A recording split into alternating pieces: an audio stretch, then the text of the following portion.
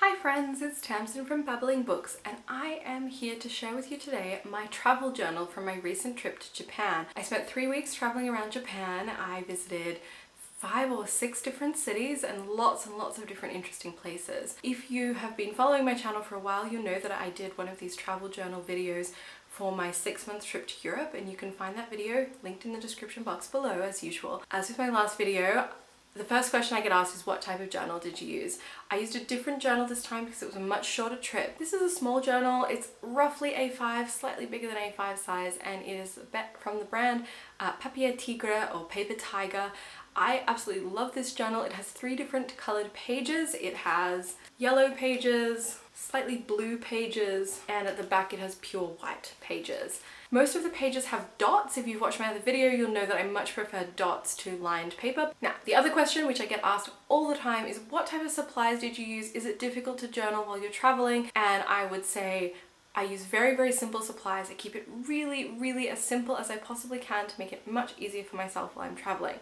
So my 3 essential things to take with you if you're going to journal while you are traveling are tiny little scissors. I use little nail scissors. They're practical. A very basic ballpoint pen.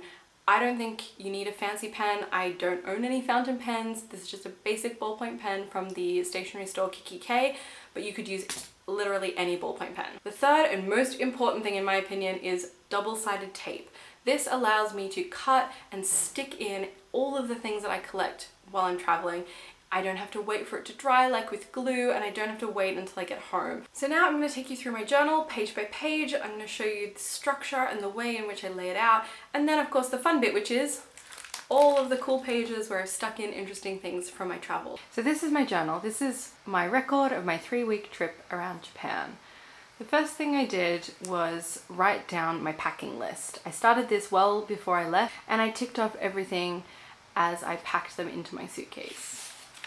Over here I kept a record of where we were staying, filling in the different cities, and I added this in later, which is what we did each day. Over here I wrote down the addresses of our different accommodations, and I didn't really have anything else to fill in on these pages. I made a list of different cities that we were thinking of going to, and I wrote down the different things that I could do in those places using a really basic code: F for food, B for book related, and C for culture. Over here I kept track of Babbling Books, my posts on Instagram and how they were going. I actually need to finish updating them here. And over here I kept track of which books I had bought, which is this column here. I bought 6 books, and which books I read and how many stars I gave them. You can see my video where I show the covers of all of these books and I talk about my reviews.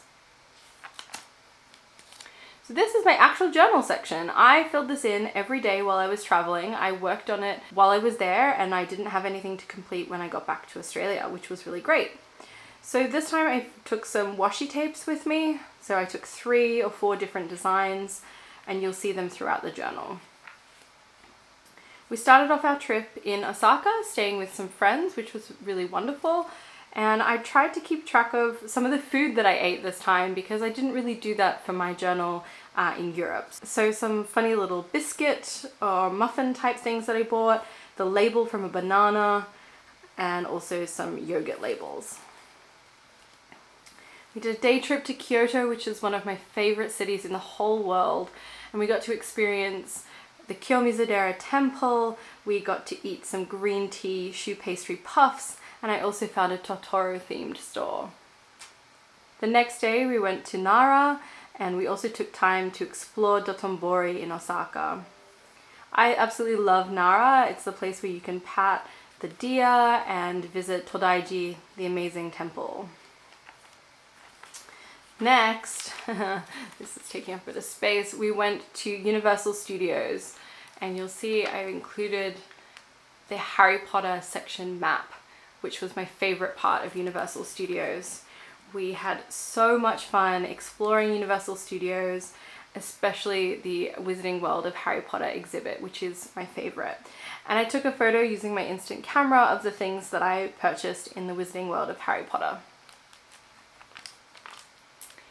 Next day we went to Osaka and explored Shinsaibashi Suji, which is the really long shopping street. Went to a few bookstores and generally had a good time.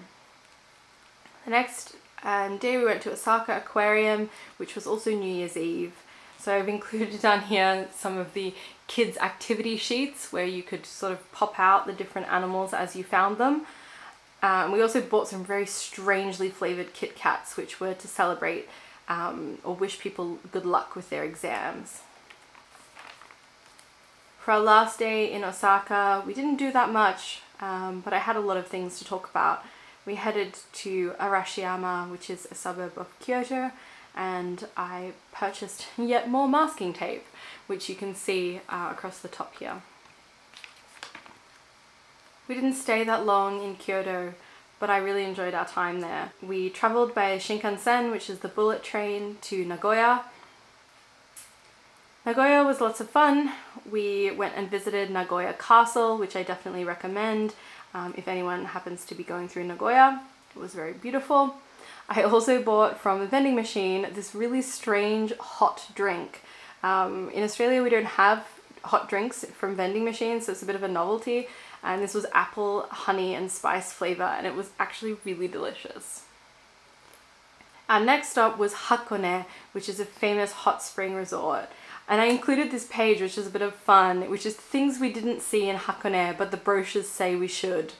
So there was the Cedar Forest, Chisuji Falls, the Okada Museum of Art, and the Hakone Ropeway. All of these are things which are really famous in Hakone, but for one reason or another we didn't get a chance to visit them. This was our cute little guest villa that we stayed in. We went on this really interesting railway line which has a switchback, which is basically where it goes up the mountain one direction and then it stops. The driver changes position to what is the back of the train, and then it keeps going up the mountain. I also took a picture of the washing machine because I managed to finally do laundry. We had the most amazing time in Hakone, and I'm so glad that we had the chance to explore it.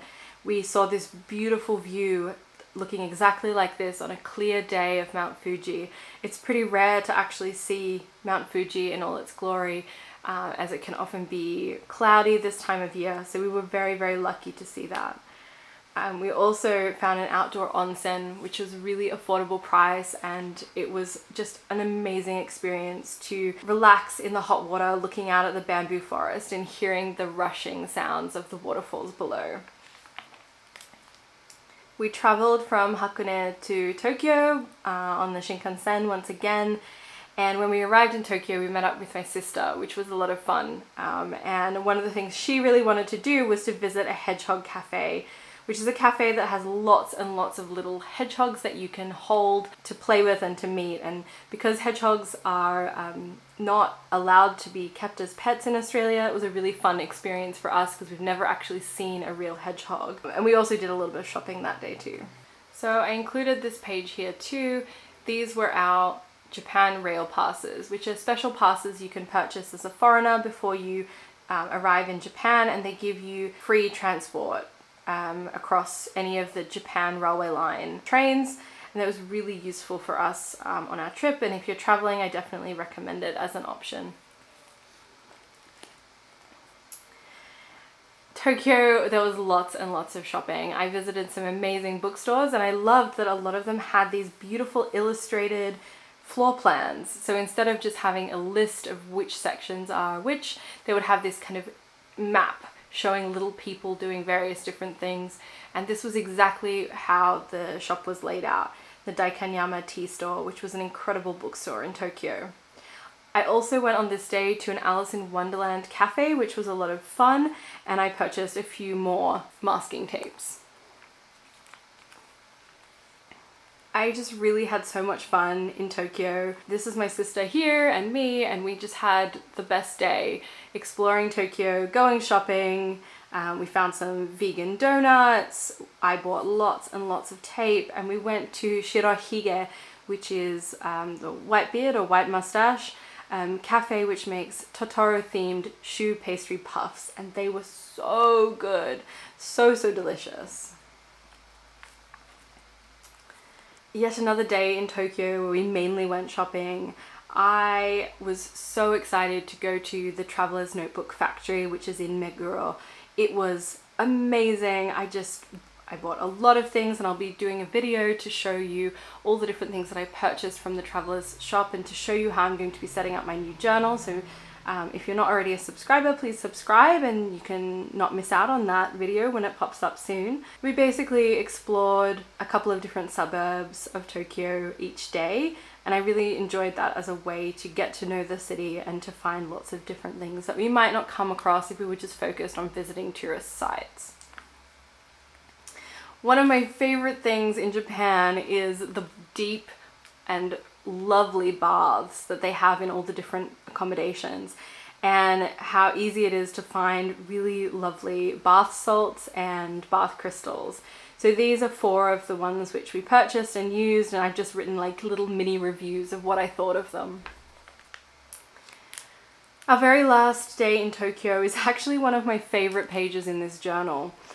We went and explored Shimokita, which is the area where we were staying, and we went to all of these beautiful little antique shops. We had delicious lunch, and I just had so much fun, and it really felt like a great local experience to have on our last day in Tokyo.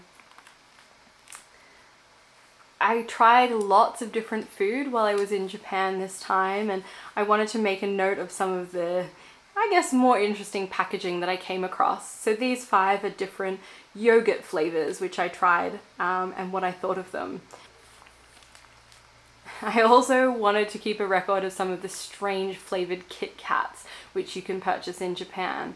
So here we have caramel pudding, sweet sake, an orange flavor especially for exams, and a matcha, almond, raspberry and cranberry flavor, all of which were, I guess, of differing levels of deliciousness. And the very final page of my travel journal is our homeward bound page, where I just talked about the things which I will remember from this trip and what we did on the plane home. And also I snuck in a little picture of Leela, my darling cat. So this final section, I wanted to keep a record of the different tape which I purchased while I was traveling. So this page here are various different ones that I have bought, and I've included the different brands and where I purchased them. My sister bought me a selection of tape, and they're all recorded on this page.